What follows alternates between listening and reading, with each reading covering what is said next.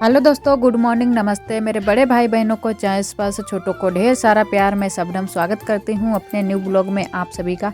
आप सब कैसे हो? आशा करते हैं कि आप सब बहुत ही अच्छे होंगे, मज़े में होंगे।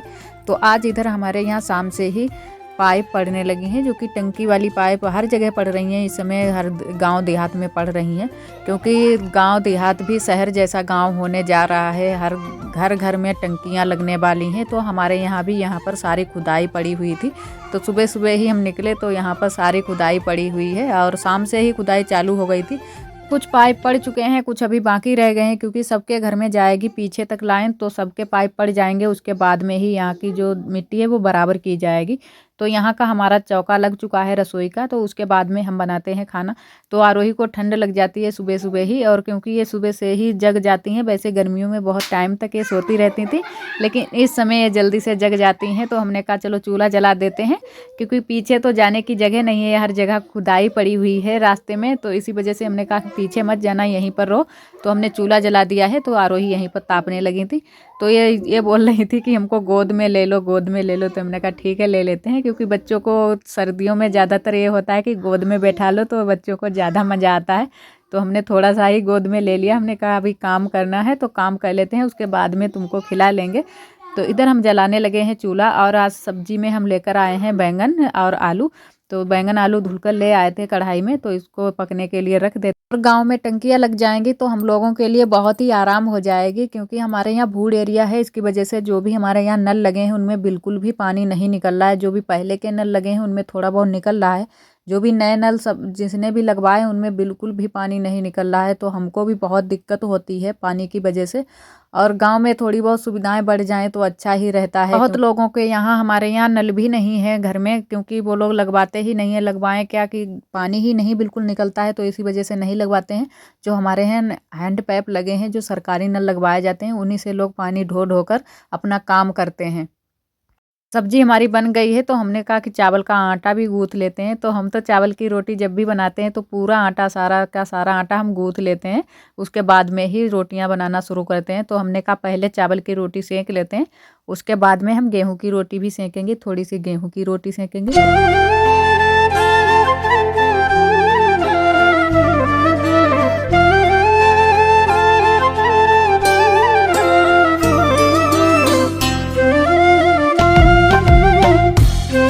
एक दीदी जी ने कमेंट किया है, क्या उन्होंने खूब लिखा है। हमें बहुत ही अच्छा लगा उनका कमेंट। तो आप सभी को भी बताते हैं कि उन्होंने क्या बताया है उस कमेंट में, कि हम अपने आप पढ़ाई लिखाई करते हैं या अपने बच्चों को कराते हैं। अगर नहीं भी नौकरी मिलती है, चाहे कितनी भी हम पढ़ाई करें, अगर नौकरी नहीं मिलती है, फिर भी हम कुछ ना कुछ तो कर सकते हैं। जैसे कि अगर कुछ भी ना कर सकें, गांव में आकर के ऐसा हो जाता है कि हम घर गृहस्थी में फंस जाते हैं, तो कुछ नहीं कर सकते हैं। और कुछ घर वालों की इच्छा भी नहीं होती है कि कुछ करें या ना करें। तो जो भी घर के लोग बोलते हैं वही काम में हम लोग लग जाते हैं। जो भी हमारा चूल्हा चौका घर गृहस्थी में, वही संभालने में पूरी ज़िंदगी हम लोगों की निकल जाती है।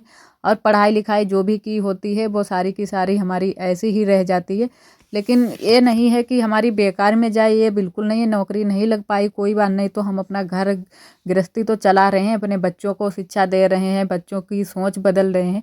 तो ये ज़रूरी है। शादी के पहले हर कोई लड़की के कोई ना कोई ख्वाब ज़रूर होते हैं कि आत्मनिर्भर बनेंगे, अपने पैरों पर खड़े होंगे, थोड़ा बहुत कुछ कमाएंगे, तभी हम अपने कमाई हुई रोटी खाएंगे। लेकिन शादी के बाद कुछ परिस्थितियां ऐसी आ जाती हैं कि हम नहीं कर पाते हैं। शादी के पहले हमने भी टीचिंग की है, 8-9 साल तक टीचिंग की है। उसके साथ में हमने पढ़ाई भी पूरी की है, स्नातक तक हमने पढ़ाई की है। और शादी के बाद हमने यही सोचा था कि कुछ नहीं कर पाएंगे तो टीचिंग तो हम कर ही चुके हैं, तो टीचिंग तो अच्छे से करना हमको आता ही है, तो टीचिंग ही करेंगे।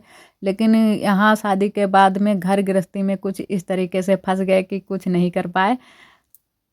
और मेरे साइड में है ना कि बहुत ज़्यादा देहात है, तो इसी वजह से गांव से औरतें बिल्कुल बाहर निकलती ही नहीं हैं, तो कुछ करने की सोच भी नहीं सकते हैं। तो इसीलिए घर के घर में ही रहो, और जो भी हमारा चूल्हा चौका, बर्तन, गोबर कूड़ा जो भी होता है वही काम करते रहते हैं। जो दीदी ने कमेंट किया है हमारे पास, वो दीदी भी एक टीचर ही हैं, बहुत अच्छी टीचर हैं। तो इसीलिए आप सभी के साथ मैंने ये बात अपनी भी शेयर कर दी, क्योंकि हम भी एक समय में टीचर ही थी। तो इस समय मैं तो नहीं हूँ, लेकिन फिर भी अपने बच्चों को तो पढ़ा लिखा सकती हूँ, तो अपनी बच्ची को ही पढ़ाती लिखाती रहती हूँ। क्योंकि जो माँ पढ़ी लिखी होती है, समझदार होती है, तो कुछ नहीं कर सकती है, तो अपने बच्चे को तो शिक्षा दिला ही सकती है और अपने आप खुद ही बता सकती है। दीदी जी, आपका कमेंट बहुत ही हमें प्यारा लगा, बहुत अच्छा लगा, आपकी सोच बहुत ही अच्छी है।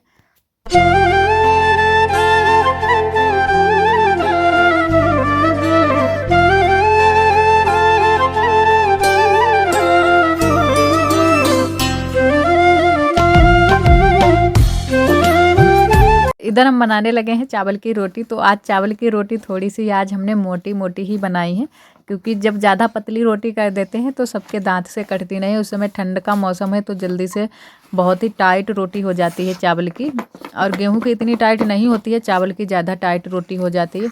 और आज संडे था तो इधर साइड में आरोही भी बैठी हैं, क्योंकि आरोही आज हटकर कहीं जाते ही नहीं है। वैसे स्कूल चली जाती हैं तो आराम से ये स्कूल में पढ़ती रहती हैं बैठकर, और जब घर पर होती हैं तो पूरा दिन हमारे पास ही बैठी रहती हैं। तो इधर हम चावल की रोटी बना लेते हैं, उसके बाद में फिर हम गेहूं की रोटी बनाएंगे, क्योंकि अभी आटा भी हमको गूँथना है गेहूं का।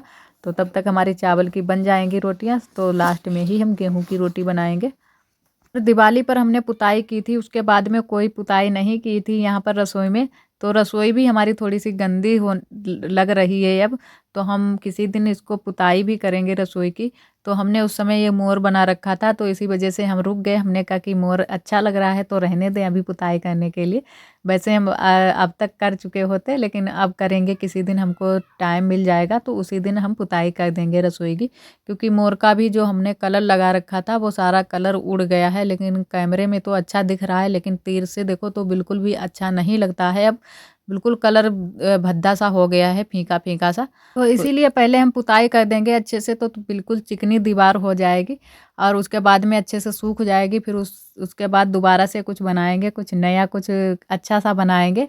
तो पहले हम इसकी पुताई कर देंगे किसी दिन, उसके बाद में बिल्कुल ये साफ़ दीवार हो जाएगी तभी हम बनाएंगे। अभी नहीं बनाएंगे, इतनी जल्दी से नहीं बन पाएगा, लेकिन बनाएंगे ज़रूर, क्योंकि ये बिल्कुल दीवार, ये जो सामने वाली दीवार है हमारी, ये बिल्कुल खाली खाली सी रहती है, और पूरी दीवार ऊपर तक है। तो कुछ बना लो तो अच्छा लगता है। तो इधर देखो हमारी रोटियां सिक रही हैं, तो बहुत अच्छे से रोटियां सिक रही हैं, लेकिन आज सारी लकड़ियां पतली पतली ही थी। तो फिर भी हमने सेंक ली थी, क्योंकि थोड़ी सी ही रोटियां चावल की थी, थोड़ी सी ही गेहूं की थी। और दोपहरी में कुछ और बनाना पड़ेगा, क्योंकि यार थोड़ी थोड़ी सी ही हमने रोटी सेंकी थी। और ठंड के मौसम में ज़्यादातर सारे लोग चावल की रोटियां ही पसंद करते हैं, गेहूं की रोटी बहुत ही कम पसंद करते हैं। और हमने इतनी सारी रोटियां सेंक ली हैं, और बहुत ही अच्छे से सेंकी हैं सारी रोटियां। और उसके बाद में हम गेहूं की रोटी सेंक लेंगे। और इधर आ गए हैं घर पर, तो यहाँ पर हमारी टंकी लगना शुरू हो गया है। तो पापा ने यहीं पर सामने साइड में लगवाई है, क्योंकि यहाँ पर पानी भरने में बहुत ही आसानी रहेगी, आराम से पानी भी भर लेंगे। तो अभी तो नहीं चालू होंगी टंकी, क्योंकि अभी समय लग जाएगा। अभी तो सबके घर पर लग ही रही हैं, तो लमसम 1 महीना तो लग ही जाएगा, उसके बाद में ही पानी आना शुरू होगा।